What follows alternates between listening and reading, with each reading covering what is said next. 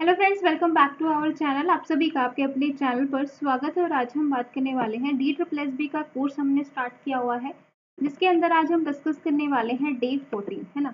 और इसके अंदर आज जो हम करने वाले हैं दैट इज सॉफ्टवेयर इंजीनियरिंग के जो लास्ट टाइम 7 अगस्त को 3 शिफ्ट में जो आपके क्वेश्चन आए थे, कौन कौन से टॉपिक में से आए थे और कैसे कैसे क्वेश्चन आए थे, प्लस कितने क्वेश्चन आपको एग्जाम में देखने को मिले थे, वो हम डिस्कस करेंगे, ताकि लास्ट टाइम पे आप उन टॉपिक्स को तो एटलीस्ट बहुत अच्छे से रिवाइज कर सको, पढ़ सको, ताकि एग्जाम में आप जो है अच्छा खासा स्कोर कर पाओ। ठीक है, तो सॉफ्टवेयर इंजीनियरिंग में से आप जो है मान सकते हो कि आपको 5 या जो है 7 क्वेश्चन भी देखने को मिल सकते हैं। मिनिमम 5, मैक्सिमम 7 क्वेश्चन एग्जाम में देखने को मिल सकते हैं।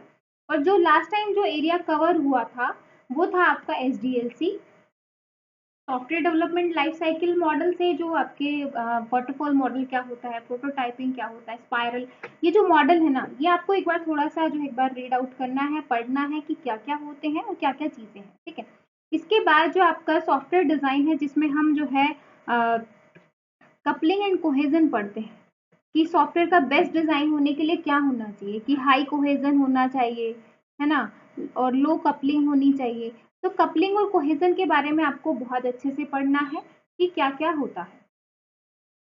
ठीक है भाई, तो इसमें जो आपका कोहेजन है उसमें जो है कौन कौन सी टाइप्स हैं, कितनी टाइप्स होती हैं, तो कौन सी टाइप्स में हाई कोहेजन कौन सा है, लो कोहेजन कौन सा है, क्योंकि मे भी हो सकता है कि आपको असेंडिंग और डिसेंडिंग ऑर्डर में लगाना आ जाए, है ना।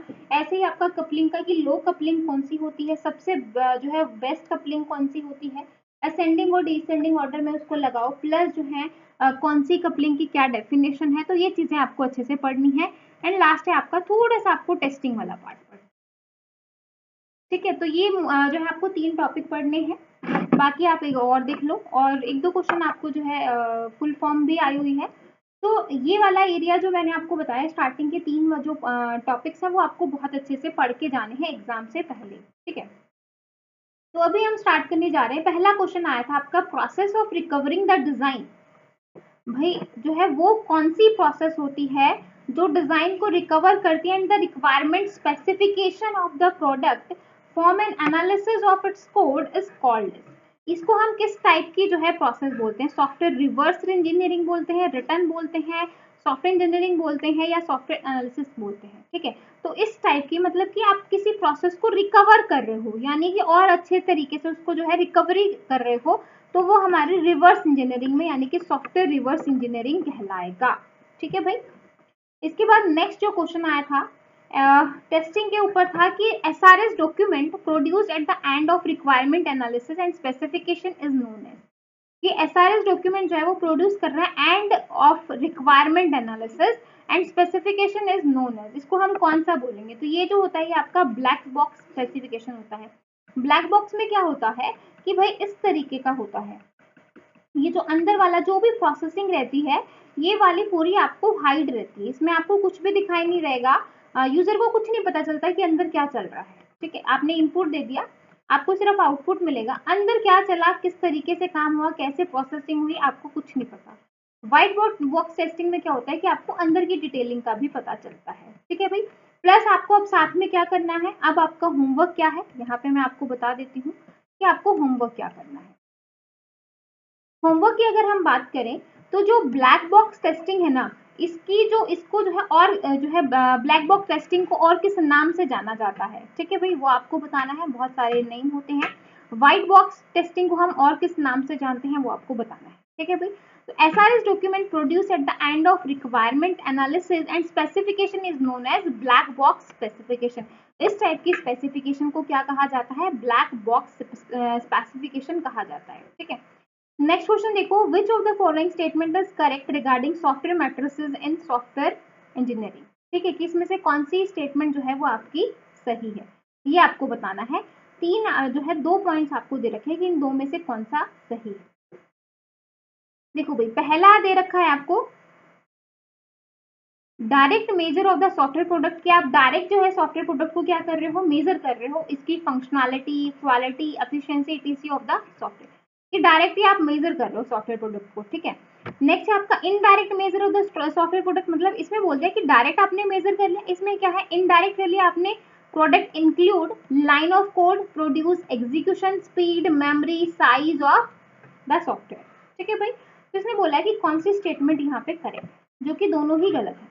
डायरेक्टली हम इसको नहीं कर सकते हैं, डायरेक्टली जो है आप सॉफ्टवेयर प्रोडक्ट की functionality, quality, efficiency in the software direct measure नहीं कर सकते, और इसको आप इनडायरेक्ट मेजर नहीं कर सकते कि line of code, produce, execution speed वगैरह, स्पीड को हम, मेमोरी को, इनको तो हम डायरेक्ट कर सकते हैं ना। तो ये दोनों ही आपके क्या है, गलत है, यानी कि ना तो आपका ये वाला होगा ना ही ये होगा। करेक्ट पूछा, अगर यहाँ पे नॉट करेक्ट पूछता ना तो बोथ हाथ दोनों आंसर होते, लेकिन यहाँ पे करेक्ट पूछा है तो दोनों ही गलत है, इसलिए आंसर हो जाएगा नाइदर ए नॉर बी, है ना। तो आंसर हो जाएगा सी ऑप्शन। नेक्स्ट क्वेश्चन देखो, spiral model. Spiral model of software development is also known as spiral model. ये भी आपका एसडीएलसी का क्वेश्चन है। और स्पाइरल मॉडल हम किस लिए यूज करते हैं वो आप मुझे कमेंट सेक्शन में बताएंगे कि किस लिए जो है इसका यूज किया जाता है।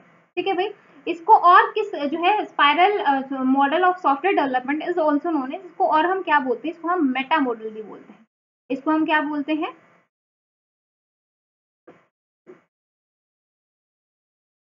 ठीक है।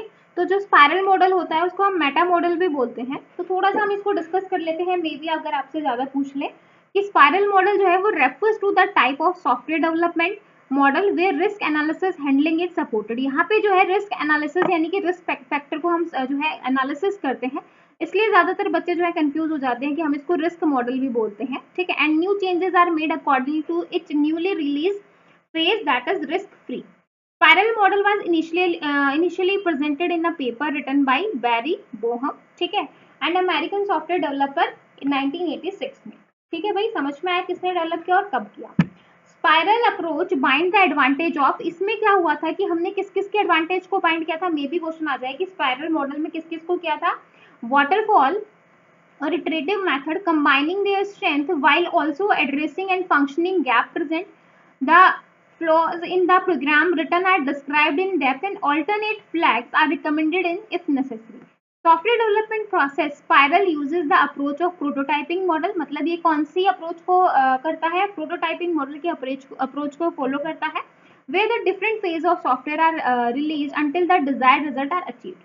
Spiral model consist of multiple loops, इसमें मल्टीपल लूप्स होते हैं जो रिप्रेजेंट करते हैं phases of development process, and जो है आपका क्या कर रहा है, radius represent in the cost, मतलब जो रेडियस है वो क्या रिप्रेजेंट करिए, कोस्ट को। ठीक है भाई, spiral model is also known as meta model, इसको जो है हम क्या बोलते हैं, मेटा मॉडल भी बोलते हैं। और risk management is carried out under in spiral model, इसमें जो है रिस्क को एनालिसिस करने के लिए स्पाइरल मॉडल का यूज किया जाता है।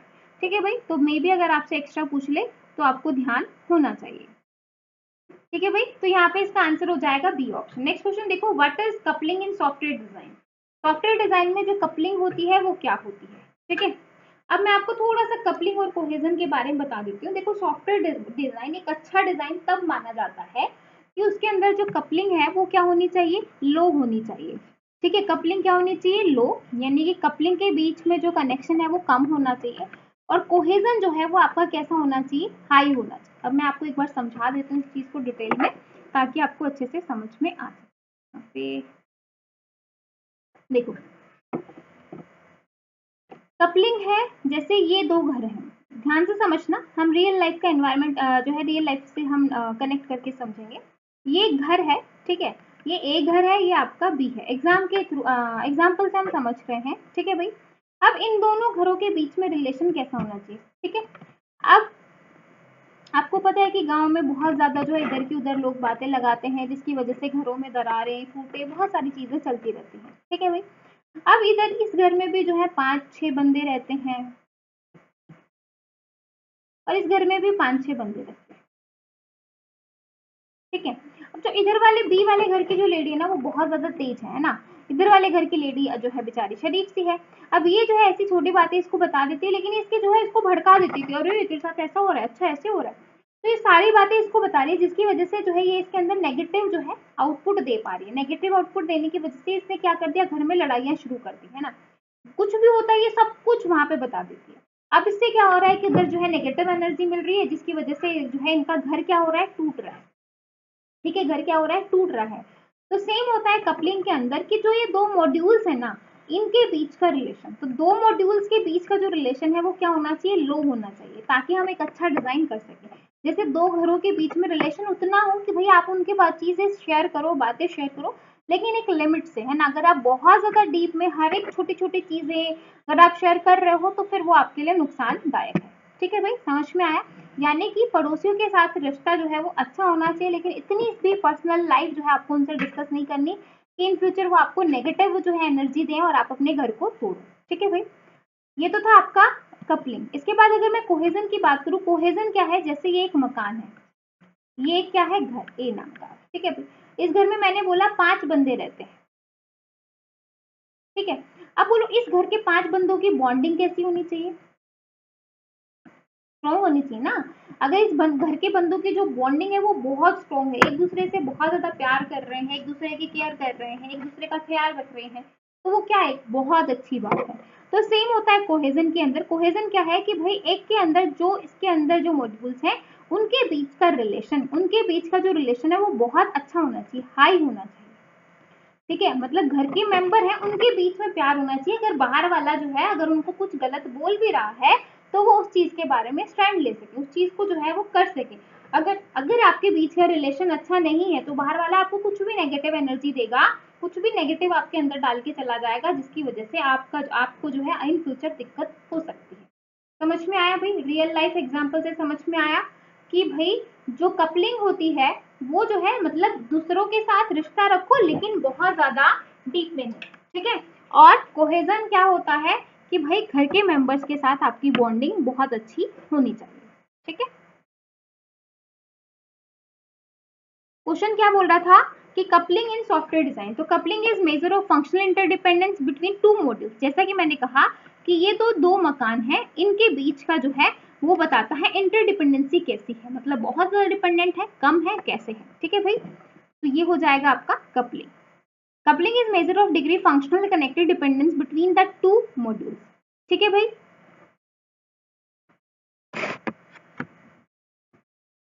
coupling is measure of degree functional non dependence between two modules.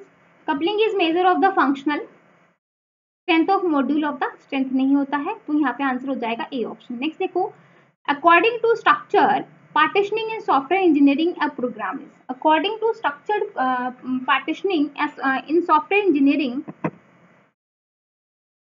Programme should be partition both vertically and diagonally. मतलब इसमें हम इसको पार्टीशन कर रहे हैं वर्टिकली और जो है diagonally. Should be partition diagonally, should be partition both horizontally and vertically. मतलब हम इसको क्या कर रहे हैं, मतलब वर्टिकली और हॉरिजॉन्टली दोनों के तरीके से कर रहे हैं, तो यहाँ पे आपका आंसर हो जाएगा सी ऑप्शन। ठीक है, इसके बाद देखो, which of the following is statement is not correct. इसमें से कौन सी स्टेटमेंट जो है वो सही नहीं है, वो पूछा है। ए ऑप्शन है आपके पास कि parallel processing is also known as loosely coupled architecture, कि जो पैरेलल प्रोसेसिंग है वो आपकी क्या कहलाती है, लूजली कपल्ड आर्किटेक्चर कहलाती है। डिस्ट्रीब्यूटेड सिस्टम इज नोन जो है टाइटली कपल्ड आर्किटेक्चर। ठीक है, जो डिस्ट्रीब्यूट हम कर रहे हैं वो आपका कहलाता है टाइटली कपल्ड आर्किटेक्चर। तो बताओ इसमें से कौन सा सही नहीं है, वो पूछा है। तो यहाँ पे जो है दोनों ही गलत है भाई, ये भी गलत है और ये भी गलत है, बोथ। वो रहा कि नॉट करेक्ट, कौन सा सही नहीं है, दोनों ही सही नहीं है। ठीक है, तो आंसर हो जाएगा आपका बोथ। नेक्स्ट देखो, which of the following statement is correct regarding code walk through in software engineering. ठीक है, ऑप्शन है आपके पास, it is informal technique for analysis of code. ये जो है एक आपकी इनफॉर्मल टेक्निक होती है जो कोड को क्या करती है, एनालिसिस करती है। It is undertaken just before the coding of module. ठीक है भाई, क्या पूछा था, एक बार क्वेश्चन फिर से रीड कर रहे हैं कि which of the following statement is are correct, correct पूछा है। ठीक है, regarding code walk through in software engineering. तो इट इज इनफॉर्मल टेक्निक, ये जो है आपकी इनफॉर्मल टेक्निक है ताकि हम कोड को क्या कर सके, एनालिसिस कर सके, तो ये करेक्ट है। It is undertaken just before the coding of module, तो ये नहीं होगा, तो आपका आंसर हो जाएगा ए ऑप्शन। आगे देखो, what is the full form of ROCOF in software reliability. मतलब ROCOF की फुल फॉर्म बतानी है कि क्या होगी। देखो फुल फॉर्म से क्वेश्चन आ गया, तो ये होता है आपका rate of occurrence of fault, ratio of occurrence of fault, rate of occurrence of failure. ये आपका क्या हो जाएगा, फेलियर, तो आपका आंसर हो जाएगा यहाँ पे सी ऑप्शन। ठीक है, preserve software is also known as. Preserve software को हम क्या बोलते हैं? Application software, utility software, malicious software या डायग्नोस्टिक सॉफ्टवेयर। तो प्रिजर्व सॉफ्टवेयर का जो दूसरा नाम है उसको हम मैलिशियस सॉफ्टवेयर भी कहते हैं। ठीक है। विच of the following feature is high level programming language? वैसे ही आपका सॉफ्टवेयर इंजीनियरिंग का क्वेश्चन नहीं है। हाई लेवल प्रोग्रामिंग लैंग्वेज जो है वो आपकी पोर्टेबल भी होती है बिल्कुल, और इजीली आप उसको डिबग भी कर सकते हो, मतलब इजीली उसके अंदर एरर भी फाइंड आउट कर सकते हो। तो दोनों इसके फीचर्स हैं, तो आंसर हो जाएगा बोथ। ठीक है। What is the other name of linear sequential model in software engineering? Linear sequential model का सॉफ्टवेयर इंजीनियरिंग में क्या नाम होता है वो आपको यहाँ पे बताना है। ठीक है। तो लीनियर सीक्वेंशियल मॉडल जो है वो आपका वाटरफॉल मॉडल होता है। वाटरफॉल मॉडल जैसे आपने झरना देखा है ना, कि भाई यहाँ से पानी जो है वो इस तरीके से नीचे आ रहा है, यहाँ से पानी नीचे आ रहा है। कि एक बार पानी अगर ऊपर से नीचे आ गया तो क्या ये पानी नीचे से ऊपर जा सकता है? बिल्कुल भी नहीं। तो सेम आपका वाटरफॉल मॉडल में होता है कि अगर आपने एक बार अपनी रिक्वायरमेंट, अगर आपने एक बार अपना बता दिया कि ये रिक्वायरमेंट होनी चाहिए कि भाई मुझे एक ऐसा सॉफ्टवेयर बनाना है, उसके अंदर ये चीजें चाहिए, अगर आपने उसको बता दिया और उसने उसके ऊपर काम शुरू कर दिया, तो बाद में अगर आप चाहते हो कि मुझे कुछ एडिशनल चीजें ऐड करवानी है, वो आप नहीं करवा सकते। ठीक है। तो लीनियर सीक्वेंशियल मॉडल को आप यहाँ पे देख रहे हो कि सॉफ्टवेयर इंजीनियरिंग में ज्यादातर जो है ये पूछा गया है कि इसको हम, इसका और दूसरा नाम क्या है, हर एक का जो है दूसरा नाम पूछा जा रहा है। तो आप इन चीजों पे फोकस करना, थोड़ा सा जो है थ्योरेटिकल चीजों पे फोकस्ड है, और आपसे जो है एक्स्ट्रा नाम पूछे जा रहे हैं कि इसको और किस नाम से जाना जाता है, इसको और किस नाम से जाना जाता है। तो आप इन चीजों पे फोकस करो।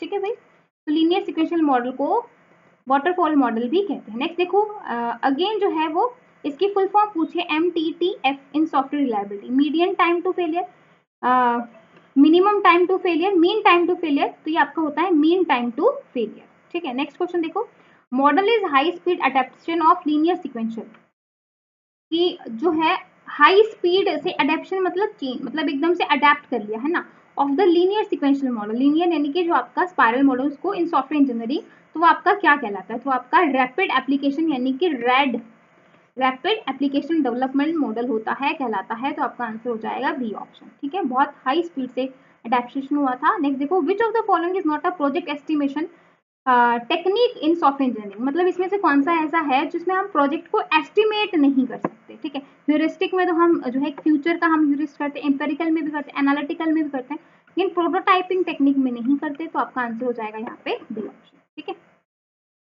नेक्स्ट देखो, what is cohesion in software design? Cohesion क्या होता है सॉफ्टवेयर डिजाइन के अंदर? जैसा कि अभी मैंने आपको डिटेल में डिस्कस करवाया था कि cohesion is a measure of complexity of module of a software, cohesion is measure of efficiency of module of a software,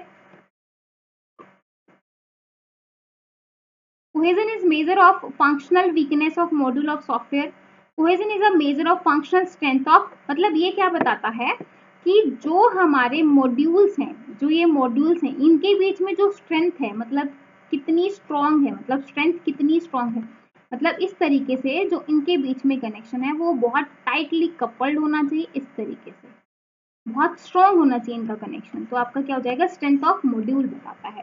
ठीक है। तो आंसर हो जाएगा डी ऑप्शन। आगे देखो,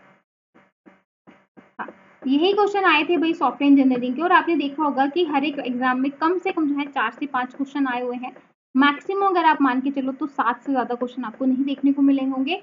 और टॉपिक अगर मैं बताऊं तो टेस्टिंग और सॉफ्टवेयर जो है कोहेजन और कपलिंग, और आपको SDLC वाला जो है, और अदर नेम जैसे black box testing, white box testing, इनको अच्छे से ध्यान दे लेना, और इनको जो है और किस नाम से जाना जाता है वो भी आप अच्छे से करना, ताकि जो है आपको अगर 5 क्वेश्चन भी मिल रहे हैं, 7 भी मिल रहे हैं, 4 भी मिल रहे हैं, आप उनको बहुत अच्छे से करके आ सको। ठीक है।